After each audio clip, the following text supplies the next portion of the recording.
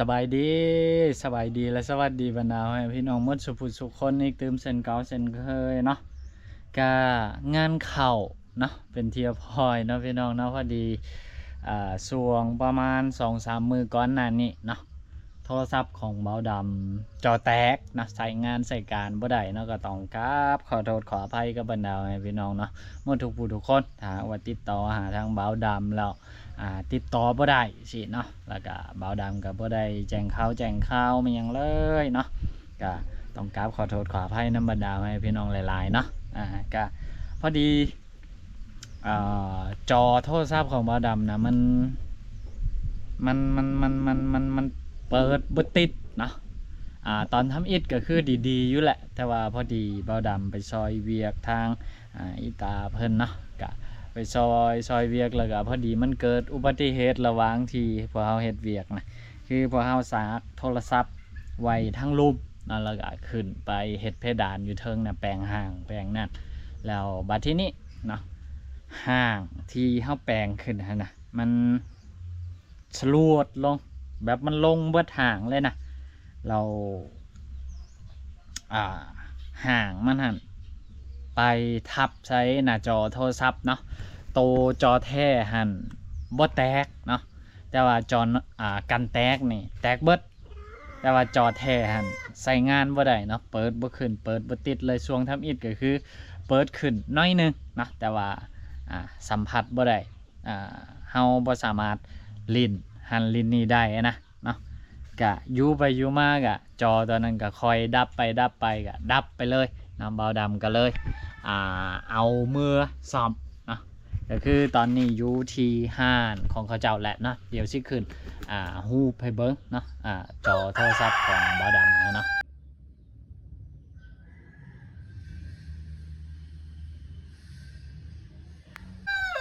กะมันใส่การใช้งานบ่ได้ละตอนนี้เนาะก็สงซ่อมอย่างเดียวเบาดำก็เอามือซ่อมพุ่นละกะเป็นอุบัติเหตุเนาะระหว่างการเฮ็ดเวียกของพวกเฮาซึ่ง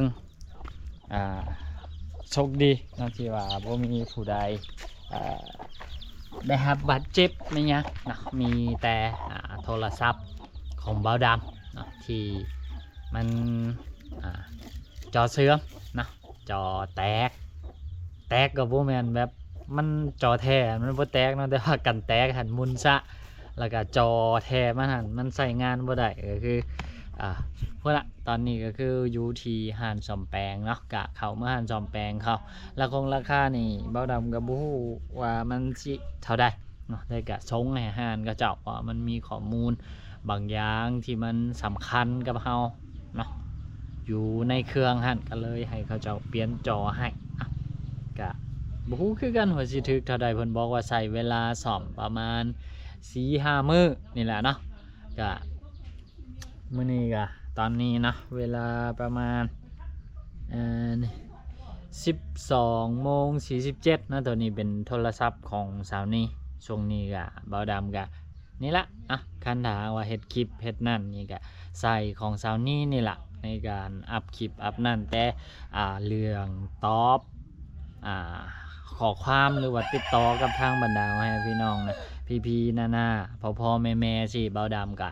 ยังบ่ทันได้ตอบเนาะบ่ทันได้ติดต่อกลับไปบ่ทันได้แจ้งข่าวเนาะก็ถือโอกาสแจ้งผ่านคลิปตัวนี้เนาะคือเบาดำบ่สามารถเข้าถึง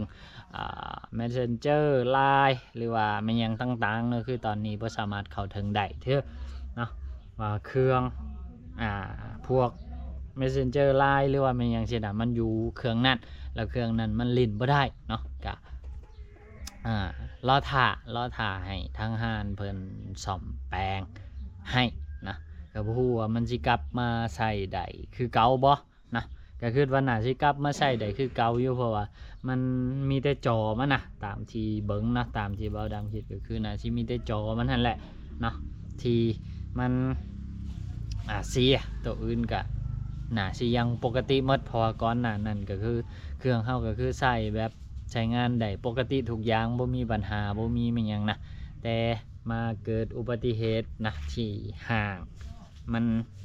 คลุบลงมานะกะหลังจากกันนั่นแหละกะมันก็ใช้การใช้งานบ่ได้เลยนะ บ่าวดำก็ฮีฟ้าเอาเครื่องเมื่อมื้อนั้นเลยเนาะเมื่อให้เขาเจ้าเบิ่งให้